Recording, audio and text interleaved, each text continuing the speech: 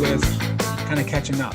We haven't seen you in, I guess, since the spring of 2019. So there's been a year there of Caitlin Mertens doing other things. So what are those other things? What have you been up to? Right after graduation, I actually moved to Richmond with two of my teammates. And I did my internship for my major because I had to finish in the summer because I was a little behind.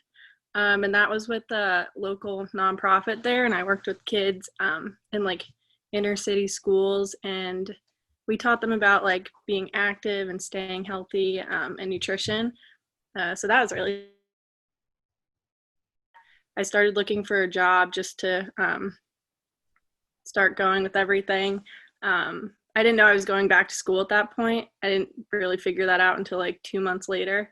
But I got a job working at an Ortho Virginia for a spine surgeon. I was his medical scribe during his clinic hours, and that was cool. I learned a lot doing that. But other than that, I also worked at a restaurant as a host. Wow. So you did a lot of things. Yeah, I was working 2 jobs. I was working like 6 days a week. But it was fun. It was a lot. Yeah, it was a lot of fun.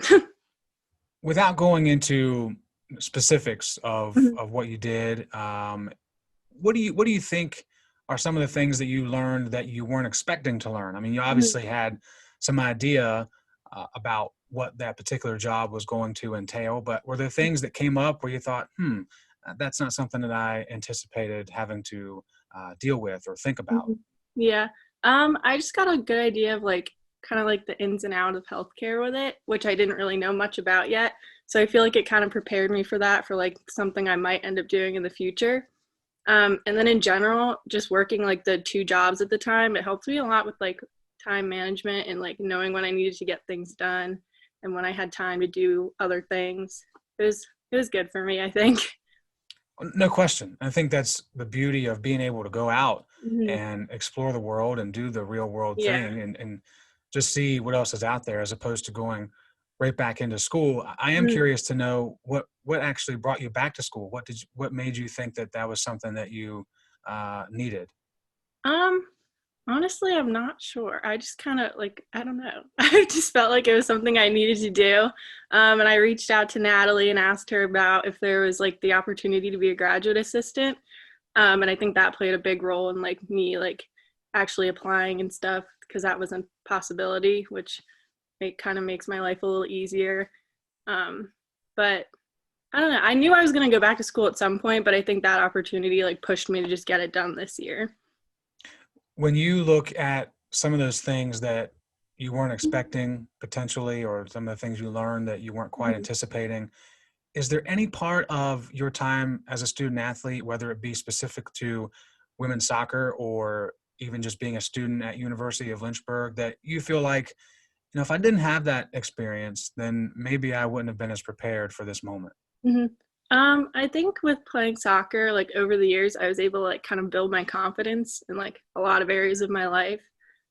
So going into a new job in like a brand new city that I really never went to before that winter we moved, it was nice. I felt like it made me more like ready for what was coming.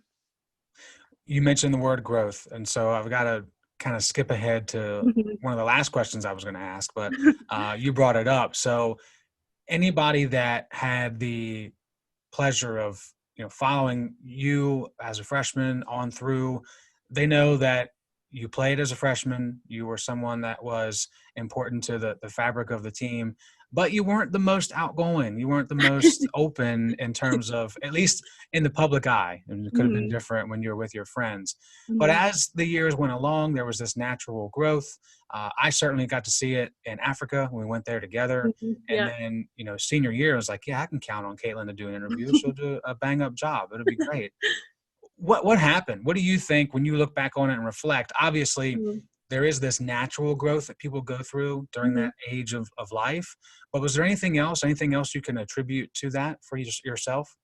Um, I think for soccer at least, when I was like each year, I would get more competitive with myself. And then my coaches would always like tell me they would like these things they believed I could do. And I would always be like, I don't know if I can actually do that.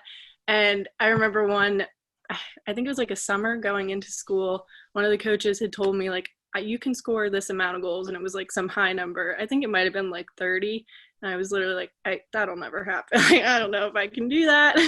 But like with them kind of like believing in me, it made me believe in myself, and like also my teammates like being there for me. That really helped me a lot. And like with the being competitive with myself, like each year I just wanted to like be better than I was the year before. So that kind of helped me push me in a way. So yeah. Well, I would say, again, based on numbers, it worked out pretty good. Yeah. I had to refresh myself this morning and take a look at, just the amazing career that you did have. The accolades are countless. Female Athlete of the Year, All-American. I mean, all these great stats, second to only Angela Bosco in terms of goals in a season. I mean, it's incredible. Do you ever let yourself feel good about that? Or some athletes just, it's great, but whatever. Do you ever give yourself a moment to be like, wow, that's freaking impressive? Um, when I think back, I'm like, oh wow, like I did that, but I don't really like, I don't know. I'm not like big on talking about myself. So sometimes I don't really like sit there and think about it too much. But when I do, I'm like, oh, that's kind of cool. It's very cool, especially for those on the outside, but understandable that it's not as comfortable for some to be like, yeah, I'm the best. I was the go-to, anything like that. So completely understand that. Yeah. Now I got to move into today and being a coach with a program that you're familiar with, obviously, even having some girls on the team that you were playing with, of course, having Nat Deacon there and Coach Olsen and all that. First question for me is, from your perspective, is Coach Olsen any different as basically a colleague as opposed to your coach? Not, I don't think so. No, he's the same person all around. He's the same in the office as he is at practice. Well, I think that says a lot about him being genuine, Yeah. certainly as well. Have you, are there things when you hear him talk or even other coaches talk, does it feel different? Does it hit differently than it would have maybe as a player now that you've been able to experience life outside of Lakeside Drive? Mm-hmm. I think it's cool to hear like the background of the things he says at practice and how like he comes up with like his inspirational speeches and stuff. It's cool to hear like where he pulls things from, and it's, yeah, I don't know, it's just different. And then hearing it all put together when he finally does it's really cool.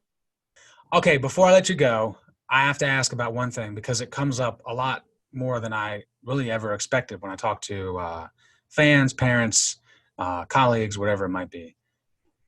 How often do you think about, dream about, whatever it might be, the 2015 overtime against Roanoke? The penalty kick? Yeah, the penalty kick that wasn't going in, then it went in. There was tears, then there was smiles. It comes up like a lot more than you would think it would. People just randomly be like, remember that penalty kick? And I'll be like, yeah, I remember it. And they're like, that's awesome. And I was like, it was scarring. Or scarring? Like, why so? I don't know. It was because it was my freshman year. It was my first time taking the penalty kicks. It was the year after they won the national championship and everything, and they had lost an ODAC forever. And I was like, when it hit the crossbar, I was like, the stupid freshman, that just kind of ruined all that. And that's kind of like what's stuck in my head. But like on like Instagram or Twitter, there's like soccer pages that'll every once in a while post penalty kicks that are just like mine. And people just tag me in it. Yep. So well, it comes up a lot more. Go ahead. I'm sorry. No, it just comes up a lot more than I would have thought it would. Same here. And honestly, you mentioned the being tagged in other instances like that. I have to say that if it wasn't for Vine, RIP, I don't think I would have kept looking, because literally no more than a month before that, there was a vine somewhere in another part of the world. Same thing happened. Went off the crossbar, and somehow it got that roll. And the keeper that day was way more flamboyant than the Rona keeper. But because, I don't know, I guess when you hit it, I thought, there's still a chance. There's still a chance when they started walking away. And it was absolutely incredible. Yeah, it was good because I didn't know that whole thing happened, because I was already halfway back by the time it got in the net, and everybody was like, it went in. And I was like, how did it go in? That makes no sense. And I didn't understand until I saw a video later on in the day.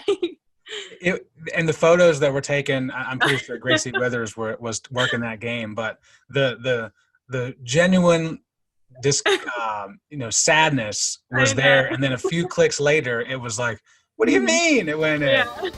You were the only person with your back to the goal. I know. It was oh gosh, that was crazy. It was.